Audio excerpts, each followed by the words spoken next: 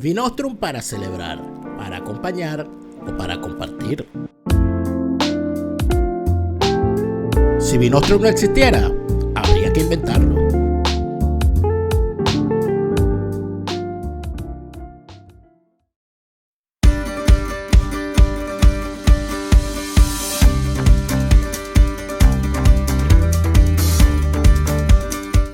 ¿Qué te parecen 365 días de contenidos digitales para tu empresa, negocio o emprendimiento? Somos especialistas en redes sociales, diseños, textos, guiones, audio, ilustraciones y correcciones. Realizamos contenidos digitales para tu emprendimiento. Octaedro Contenidos. Contenidos de calidad todos los días del año. Normalmente, cuando yo hablo con Marcelo Croato, me gusta hablar preguntarle sobre leyes, pero en realidad en lo que Marcelo es especialista es en derecho penal y en criminalística. Y de eso Marcelo, por supuesto, sabe mucho y nos prodiga su conocimiento al respecto. Entonces yo quiero, Marcelo, hacer el estudio de un caso. A ver, ¿qué te parece esto que te voy a decir? Fíjate tú. Entra un comando de extranjeros a la casa presidencial de un país del tercer mundo. Ese comando de obvios mercenarios entra a la residencia presidencial, asesinan al presidente de ese país del tercer mundo, hieren a la primera dama, quien se salva milagrosamente, y luego de salvarse milagrosamente es sacada del país en una avión ambulancia disponible para tal fin y la llevan a la Florida para ser tratada en el territorio de los Estados Unidos. Pero después de que ocurre eso, la persona que sale ante la opinión pública para hablar de lo que está ocurriendo en este país a raíz del asesinato es el primer ministro encargado, quien asume de facto el control del gobierno y del país. En medio de todo esto, a los días, empieza a correr la especie y la acusación de cómo se hizo todo, de quién contrató eso, y aparece como autor, eso que llamaban antes autor intelectual y que en el derecho penal moderno, y corríjame si me equivoco, denominan autor mediato del crimen, el primer ministro que quedó como encargado del poder. Yo quisiera saber, Marcelo Croato, abuelo de pájaro, como decimos en Venezuela, ¿qué le dice a usted su instinto con respecto a este caso? Así tipo CSI, ¿a usted no le genera cierta suspicacia los ribetes que este caso posee y las cosas que están saliendo a la luz y sobre todo los silencios de ciertos autores internacionales, más allá de la condena generalizada y tal, pero que en cuanto a sus acciones uno dice, oye, pero qué raro? Usted que le gustaba tanto CSI también, ¿qué tiene que decir?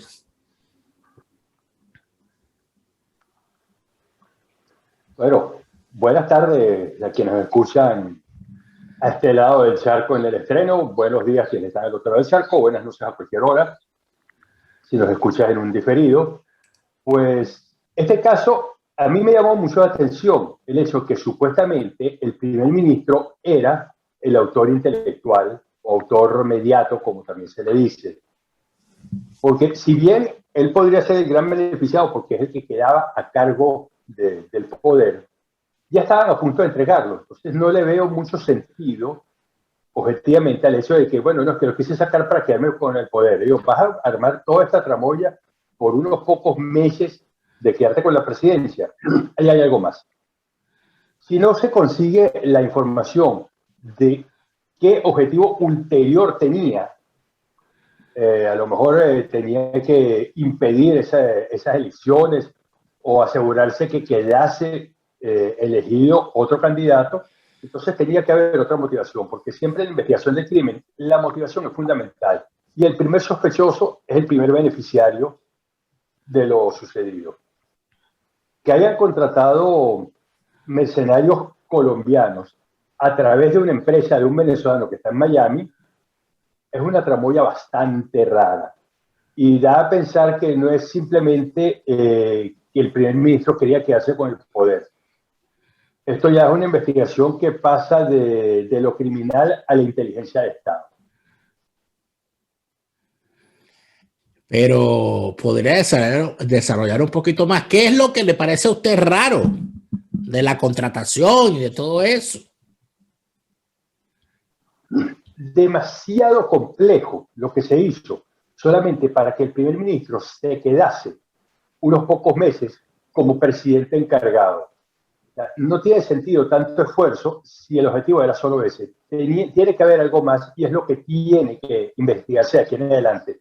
¿Cuál era el objetivo? Porque a menos que partamos de la base que el primer ministro era un psicópata desquiciado y que, bueno, simplemente le dio por matar al presidente y ya, tiene que haber un objetivo ulterior.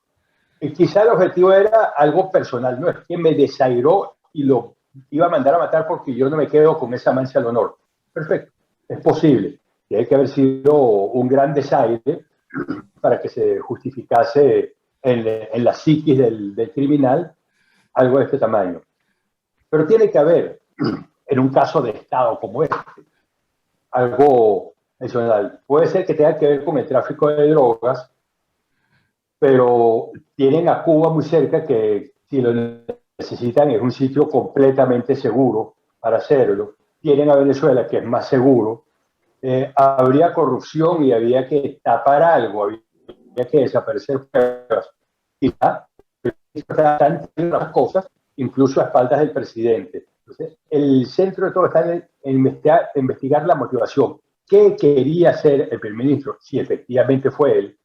¿Cuál es el beneficio que vamos a tener? Como dije, ¿será que no va a haber elecciones en Haití? Y esto fue una forma de golpe de Estado. Podría ser, pero como están las cosas en el mundo, pues dar los golpes de Estado tampoco está tan fácil. En Haití están acostumbrados a los golpes de Estado y a las invasiones extranjeras.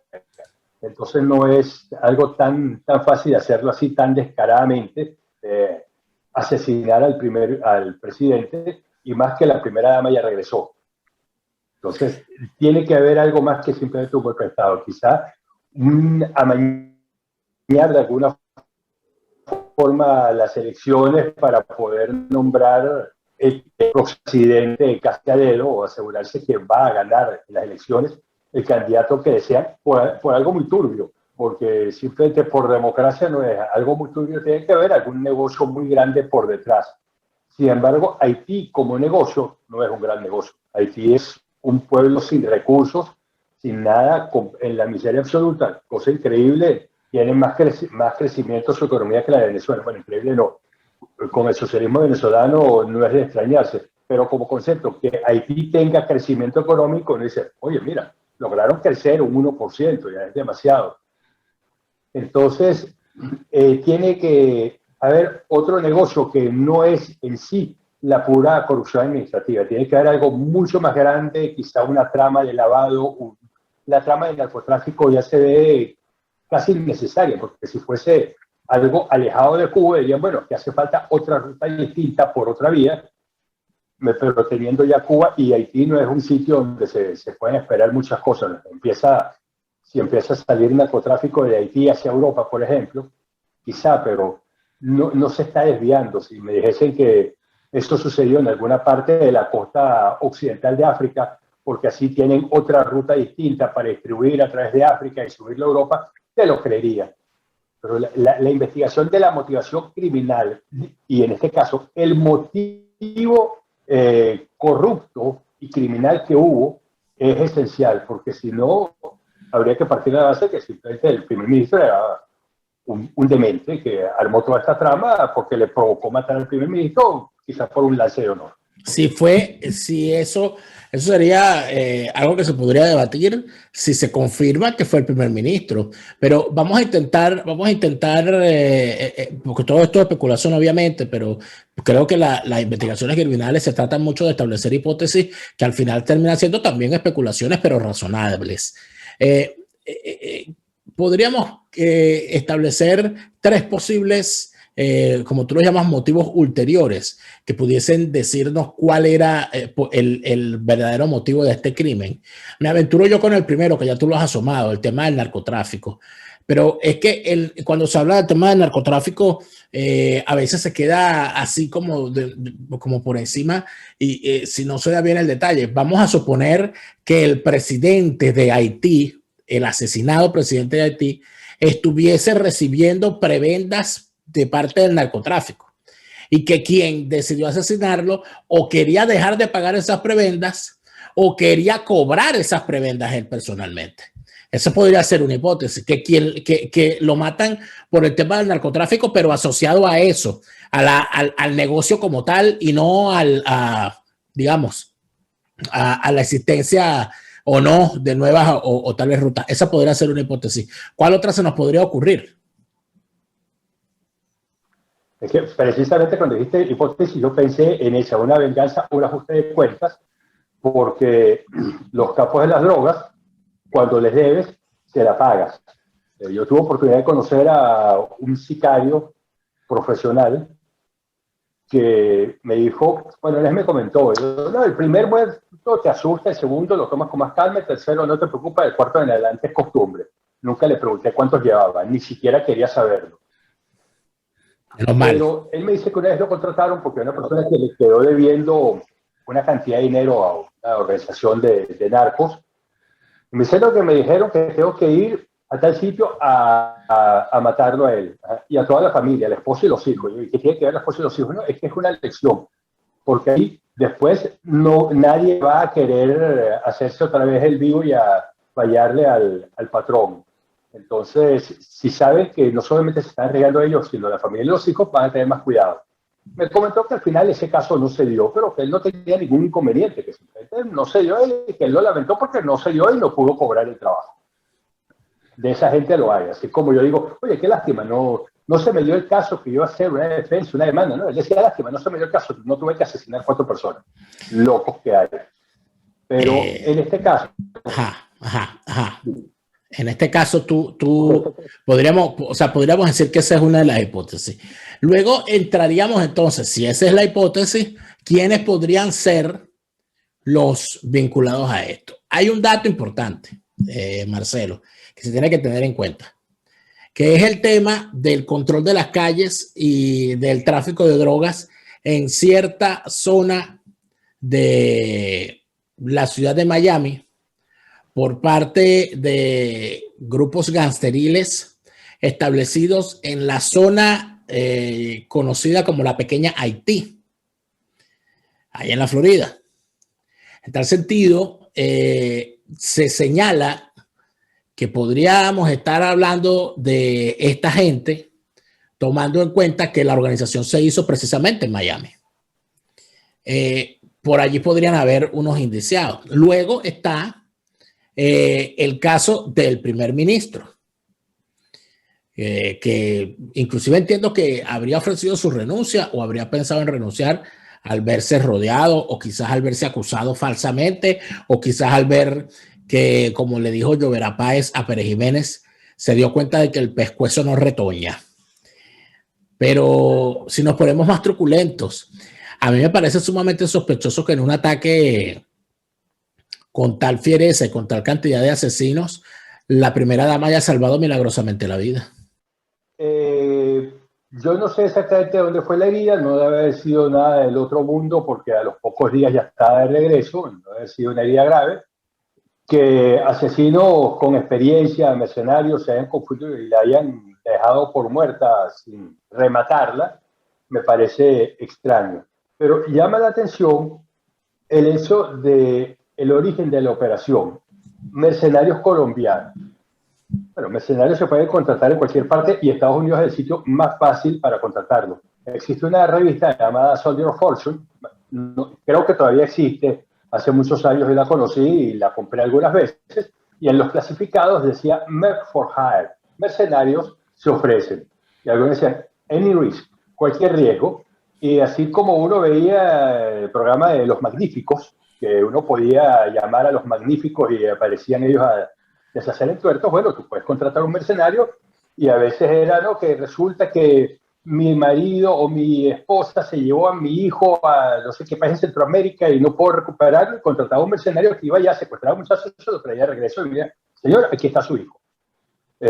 Una operación completamente ilegal, pero una vez que el hijo estaba con su padre o madre que hubiese denunciado el secuestro, la justicia americana no tenía mucho que opinar al respecto. Entonces, en Estados Unidos contratar a un mercenario es facilísimo, individuales y grupos, pero lo fueron a buscar a Colombia. Aceptemos que quizá habría tenido cierto temor de que en Estados Unidos los pudiesen detectar. Los sistemas de espionaje electrónico y de seguimiento de la Agencia Federal de Seguridad, la NSA, y otras organizaciones similares de Estados Unidos funcionan muy bien cuando quieren. Por una razón de seguridad se fueron a Colombia, pero Colombia no es el sitio que yo elegiría porque es un sitio muy vigilado. Pero, ¿qué usaron? Una empresa de seguridad de un venezolano. Por supuesto, venezolanos mercenarios hay, pero uno podría pensar que hay un enlace de alguna forma hacia Venezuela. Algo que me dijo un amigo, colega, ex policía, ¿no será que desde Venezuela se decidió y entonces buscaron a alguien de confianza de Estados Unidos que lo organizase y lo gestionase, y este empresario delincuente venezolano fue el que debió gestionar, buscar los mercenarios, contratarlos, pagar y enviarlos? El asunto es que ya una buena parte de los mercenarios fueron capturados de baja.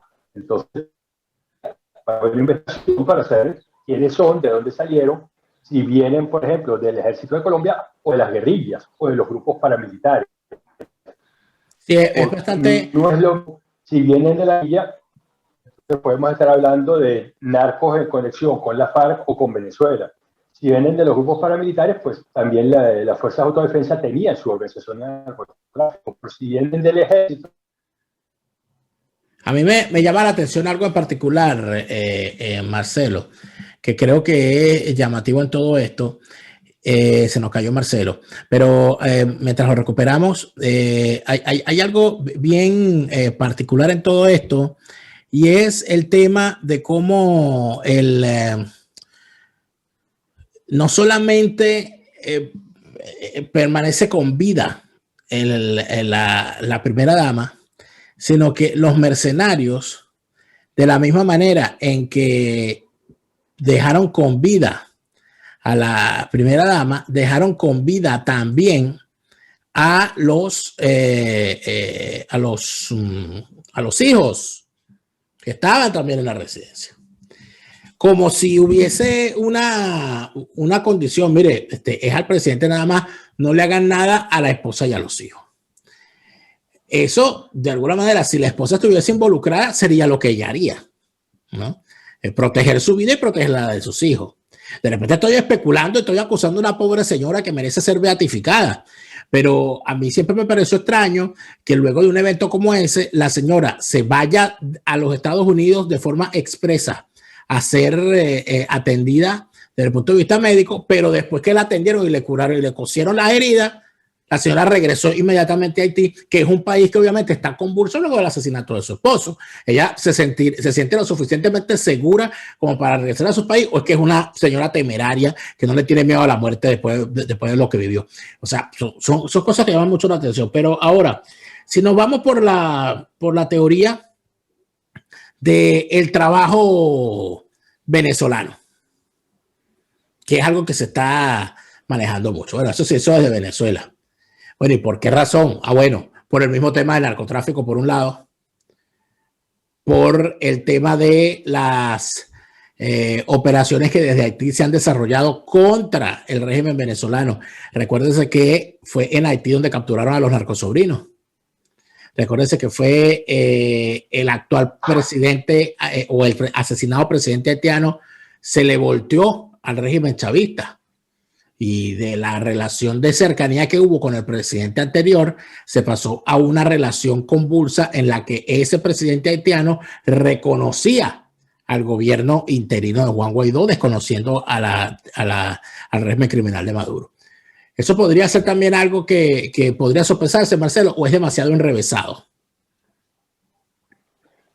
Es que se hace difícil porque el hecho de que la venganza fue solamente sobre el presidente no parece concordar con lo que suele actuar el narcotráfico.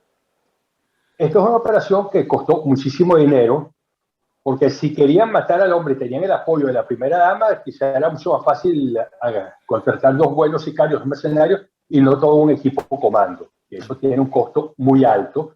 Entonces, cobró una fortuna por ese trabajo, sabiendo el riesgo que había, que a fin de cuentas murieron. Entonces, que haya sido la primera dama que lo hizo, pero caramba, fue mucho el dinero que le invirtió, de dónde sacó tanto para algo así, pues esto no es una operación económica, no es contratar un sicario que había momentos en Venezuela que uno lo podía contratar por $100. Entonces, ¿qué tenemos? ¿Una locura de Nicolás, una venganza de Nicolás? Sí, podría haber sido, pero primero que pasó mucho tiempo desde el incidente de los narcosobrinos. Quizá alguien inteligente le dijo a Nicolás, no lo hagas ahorita porque lo van a relacionar contigo, déjalo para más adelante. Véngate, pero más adelante. Como decía el padrino, la venganza es un plato que se come frío. Entonces, así podría desviar la atención, que no creyesen que había sido él. Obviamente, eso si fue Nicolás, alguien se lo sugirió porque Nicolás no tiene la suficiente inteligencia para pensar en algo así. Bueno, pero Marcelo, recuerda una cosa, y tú lo sabes muy bien.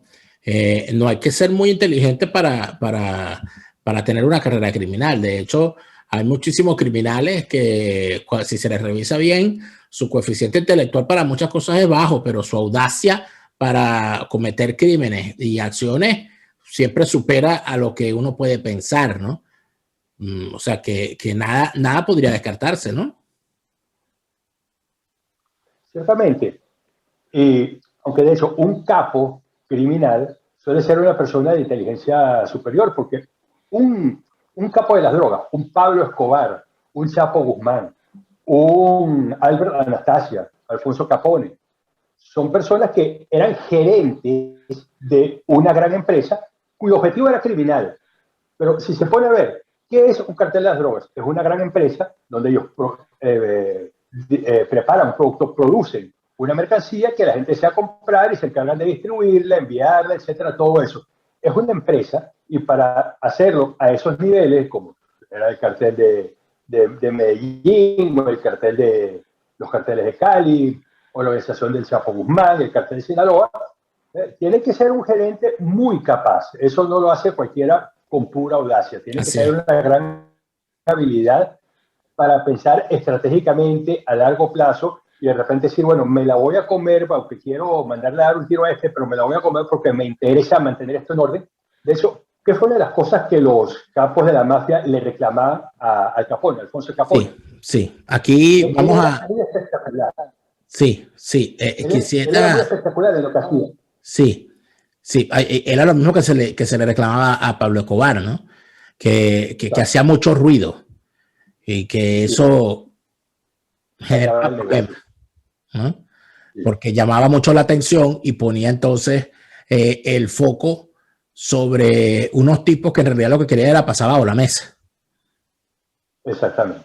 Eso es un tema. Ahora, ya para despedirnos vamos a leer los mensajes que nuestros suscriptores en Patreon nos dejan en esta transmisión en vivo al momento que la estamos grabando. Recuerden que si usted quiere estar con nosotros en vivo cuando grabamos todas estas transmisiones, puede suscribirse a nuestra cuenta en Patreon, patreon.com/delaraf, patreon.com/delaraf, y en nuestro plan full, por el costo de un café al mes que nos va a estar brindando, nos permitirá estar con ustedes en vivo y por supuesto participando con sus comentarios. Kelvin Echenique nos dice: Maduro no sabrá mucha aritmética, pero para contar muertos es un experto. Ah, no, sí, claro. Gloria Adarme se aventura en nuestras herramientas o en nuestras hipótesis propuestas y dice: ¿y si fue Cilia Flores para vengarse? Dice Hermes García, ¿y no será que iban a ejecutar otra operación y después recularon? Interesante porque en la operación, en el ataque murió uno de los jefes de la operación. Ese tema es interesante porque uno de los jefes de la operación, cuando entra a Palacio, lo asesina, lo que quiere decir que quizás algo no salió bien del todo. Por aquí nos dice, ¿qué más tenemos por aquí? Ajá, Hermes García sospecha también de la primera dama. Fernando Torrealba nos dice que en la pequeña Haití las tiran con cuchillo, tiran cuchillos con liguita, diría mi padre, cuando un lugar es peligroso. Zona roja. Nos dice por acá Juan que no le extrañaría que la primera dama termine casándose con el primer ministro.